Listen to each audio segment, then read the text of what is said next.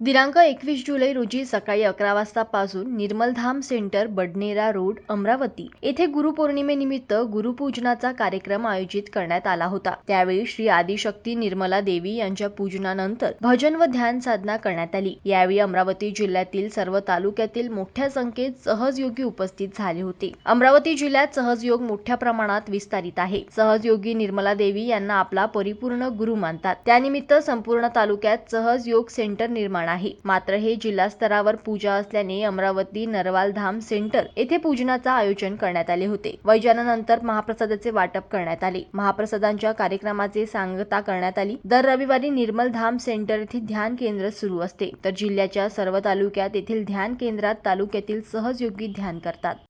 जनमत live news साठी अमरावती मधून राजेश्वर घोरमाडे यांची रिपोर्ट।